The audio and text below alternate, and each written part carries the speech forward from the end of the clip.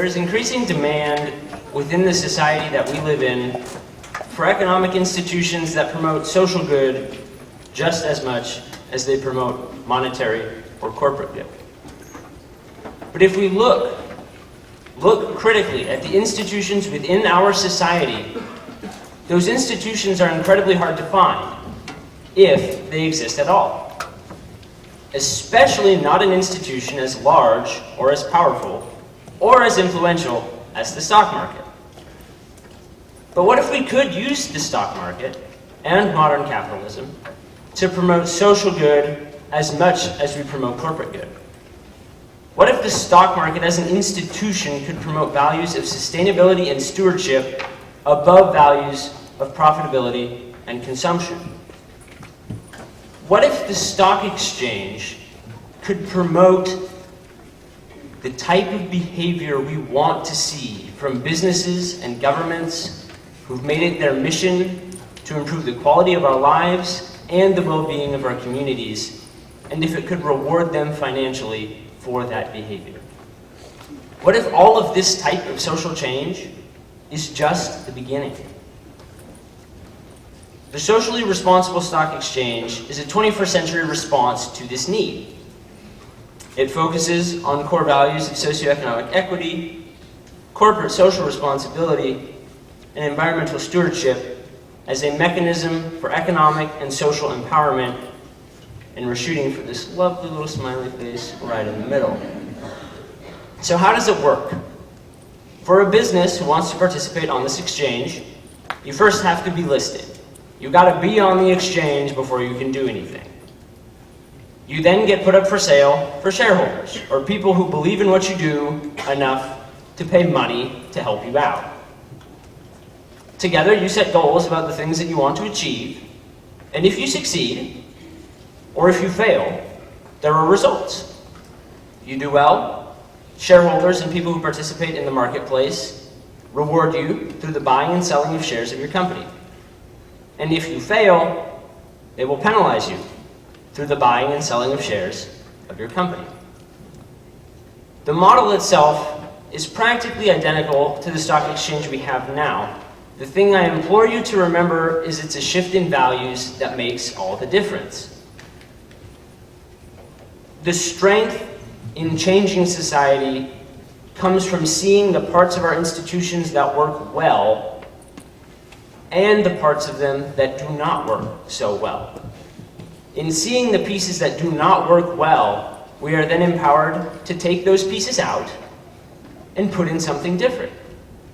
To see the change that we need to make, implement it, and let that institution do what it does in a more meaningful and impactful way for society.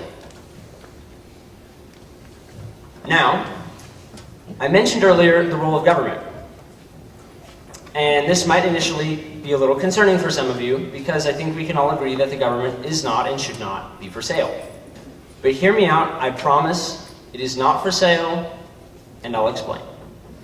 So the government first also has to be listed on the exchange. Again, you cannot do anything, you cannot participate in the economy in this capacity if you're not on the exchange. But instead of the shareholders being whoever has enough money to buy and sell the right to be a shareholder, shareholders of government are all of us. We all live somewhere, we're all a resident, we pay taxes, and we vote. If those things don't make us a shareholder of government, I honestly don't know what would. So we are the shareholders of our government on this exchange. And together, we come up with goals about the things that we want to change within our communities, within our society, within our state. And together we partner to make those goals come true. Now, there are results of government action. Some of them are positive and some of them are negative, just like there are with a business. But in this case, rather than the government being rewarded financially by the shareholders through the buying and selling of their shares, the stock market as an institution distributes money to reward government and all of us for the good that we do. And if we come up a little short, the institution should exist to help us finish what we've started. to help us right our wrongs and pick back up where we left off. Now, I understand that the concept of government existing on an exchange and making money without being traded might sound a little complicated. So let's break it down. I want you to picture your favorite social cause. Whatever type of social change that gets you up in the morning and that gets you fired up, put it right here in this box. Imagine that you and the government of your city are going to work together to fix that social problem. You set goals, you come up with an action plan, and you get to work. As the government is physically manifesting that change, you as a citizen or a resident are evaluating them. How well are they doing? Does their plan make sense? Is it acknowledging financial and time constraints that maybe they didn't account for? Are they ultimately effective in bringing about the social change that you all have agreed is important? On top of the residents and the citizens providing that evaluative feedback, the government also has to play a role in measuring the social change that they create. They submit financial documents and their own records to help us build a complete picture of the social change they have created and that they have brought about. Together, these evaluations and all of our feedback determines whether the government's monetary value on the stock exchange has increased or has decreased. And again, based on our input, the exchange as an institution exists to distribute funds if we've succeeded and push us forward if we've failed. Thus far, we've covered that businesses can exist on a socially responsible stock exchange in a manner that is similar to the way they always have, but with a set of values that pushes forward 21st century ideals of making the world a better place. We've also established that government can exist on this exchange in a way that does not compromise the integrity of the relationship that exists between the government and between all of us as its inherent de facto shareholders. If you're still confused, and some of you may be, I promise there is an example. So let's consider the city of Seattle as a case study. All of you are residents of the city of Seattle, and you want to reduce homelessness by 20%. If you've read any of the local newspapers, you know that that's currently a huge problem. So let's explore how this system could fix that. First thing we need to know is how much is the city worth? We want to measure their capacity for social change based on their size and their financial ability to generate such change. The city of Bellingham and the city of Seattle are not fundamentally the same, and so measuring them on the same criteria would be a mistake. So we've determined that the city of Seattle, for this example, has a net worth of about $3 billion. That's a lot of money. They could affect a lot of change with that. Now we need to know how many people live there. And let's say it's you and a whole bunch of other people, and together there are 700,000 of you. Now, because Seattle is listed on the exchange and we are all shareholders, we need to determine the size of our representative stake in the government. We do that by dividing the net worth by the population. That's how much our representative share as an individual is worth to the city of Seattle, and this helps us measure social change. So let's say 12 months goes by, and unfortunately for you, I'm still up here talking, but you've all succeeded. You've reduced homelessness by 20%. So what does that mean? It means that 1,800 people now have a place to live, and systems to support them in being fed, in gaining employment, and in picking their life back up. It means that all of us as a community have shelter systems that are not overstretched, underfunded, and understaffed. It means that our community as a whole is enjoying a dramatically increased quality of life.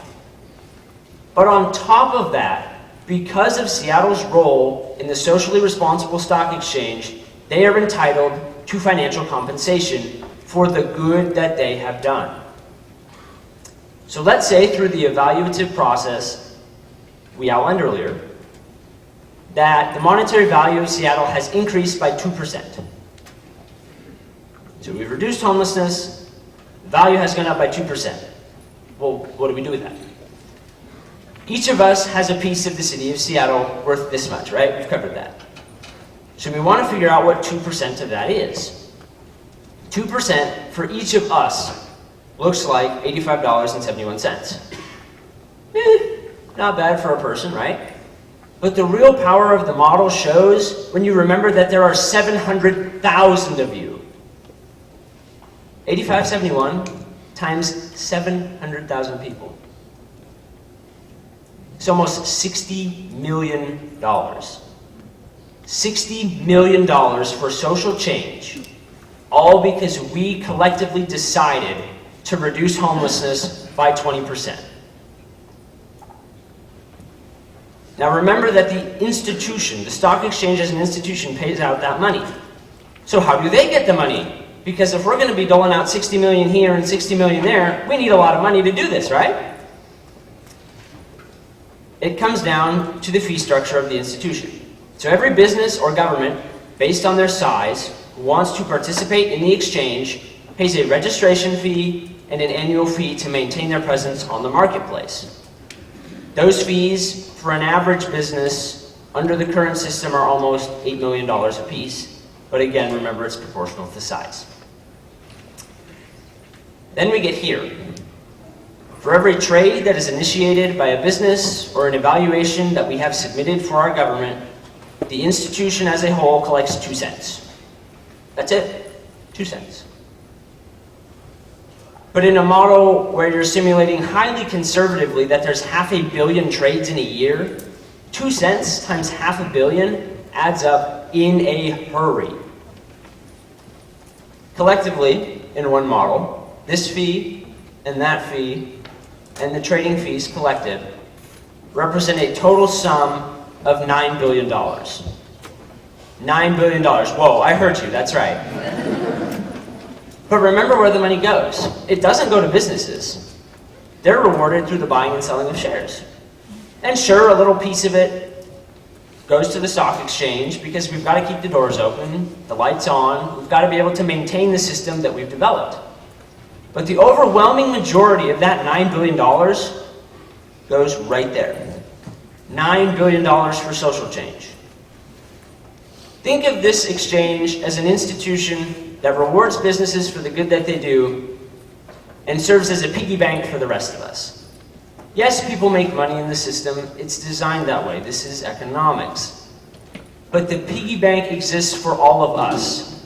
For all of us to change our communities for the better. It ultimately comes down to this.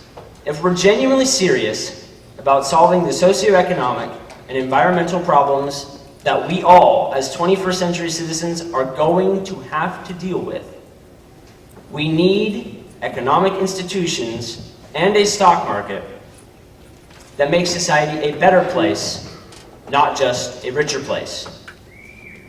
Thank you.